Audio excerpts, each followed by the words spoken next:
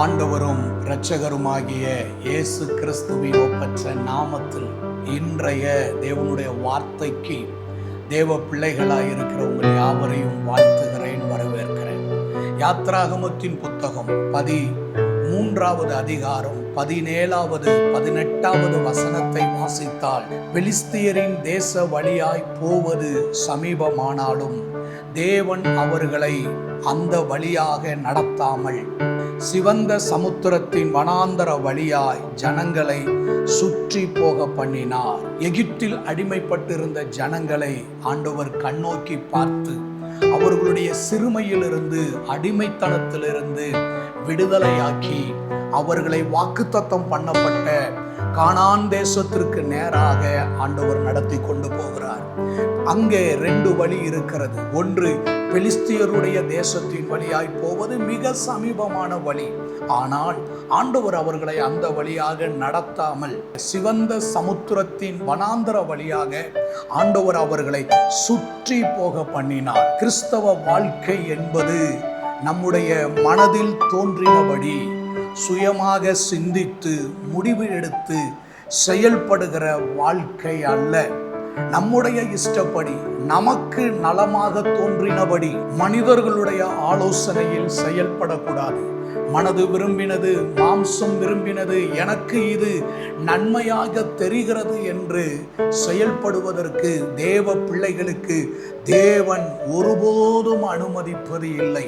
நீங்கள் தேவனை சார்ந்து கொள்ள வேண்டும், தேவனுடைய வழியை சார்ந்து கொள்ள வேண்டும்.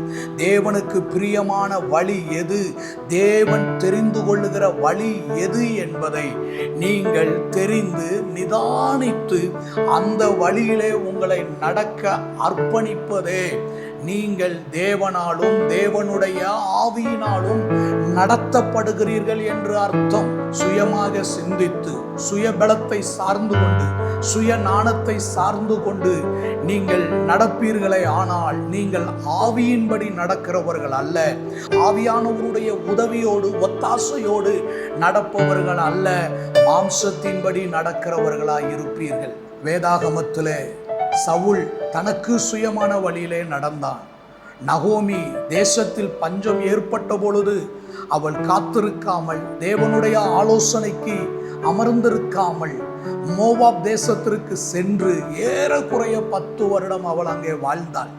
தற்காலிக பஞ்சத்தில் இருந்து தன்னை காப்பாற்றிக் கொள்ளுவதற்கு மோவாப் தேசத்திற்கு போனாள். மோவாப் தேசம் அவளுக்கு வாழ்க்கை கொடுத்தது.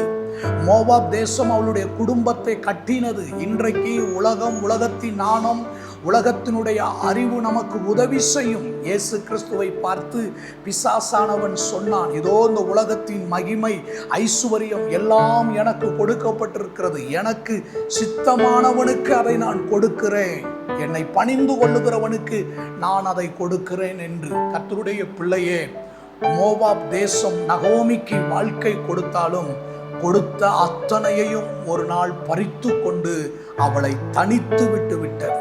2 மகன்கள் இறந்து போனார்கள். புருஷன் இழந்து போய் தனித்தவளாய் மாறினாள். கசப்பு உள்ள வாழ்க்கையே அவளுக்கு முடிவாக இருந்தது. ஆண்டவருக்கு ஸ்தோத்திரம். யோனாவை பாருங்கள், ஆண்டவர் நினிவேக்கு போக சொன்னார். அவனோ தர்சிக்கு புறப்பட்டு போனான். ஆனால் அவனுடைய பிரயாணம் ஆசீர்வாதமாக இல்லை.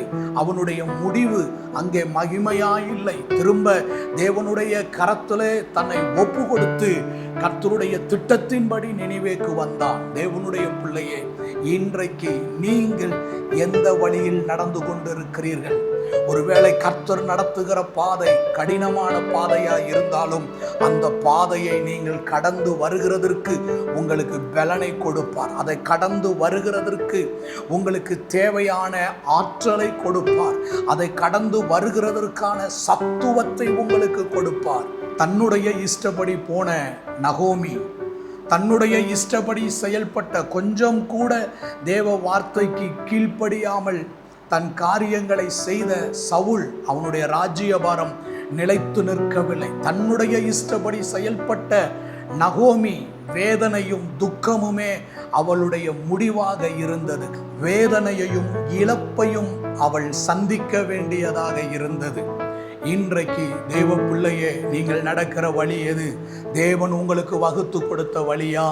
வேத வார்த்தை உங்களுக்கு காண்பிக்கிற பாதையிலே நீங்கள் நடப்பீர்களே ஆனால் தேவனுடைய உதவியும் தேவனுடைய ஒத்தாசையும் உங்களுக்கு துணையாயிருந்து கர்த்தர் உங்களுக்கு யுத்தம் செய்து உங்கள் வாழ்வில் வருகிற எல்லா போராட்டங்களில் இருந்தும் அவர் உங்களை விடுதலையாக்கி தம்முடைய நன்மையால் நிரப்புவார். இன்றைக்கு நீங்கள் செய்ய வேண்டிய ஒன்று, உங்களை தேவ கரத்திலே ஒப்பு கொடுங்கள், தேவ சித்தத்திற்கு ஒப்பு கொடுங்கள்.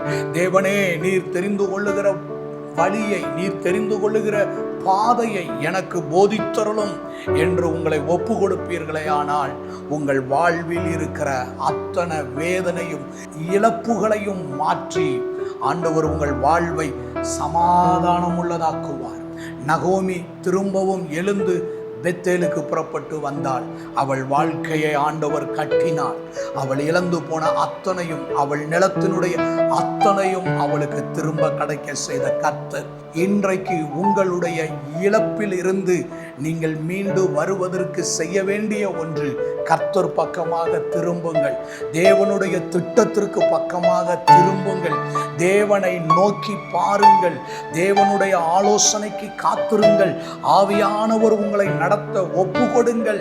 உங்கள் வாழ்வில் இருக்கிற தடையை உடைத்து உங்கள் வேதனையை, துக்கத்தை சந்தோஷமாகவும் மகிழ்ச்சியாகவும் ஆண்டவர் மாற்றி உங்களை கம்பீரிக்க பண்ணுவார். இன்றைக்கு தேவ கரத்திலே நம்மை ஒப்பு கொடுப்போம். அன்பின் நல்ல ஆண்டவரே, கர்த்தாவே, உம் பக்கமாக திரும்புகிறோம். உம்முடைய வார்த்தைக்கு பக்கமாக திரும்புகிறோம்.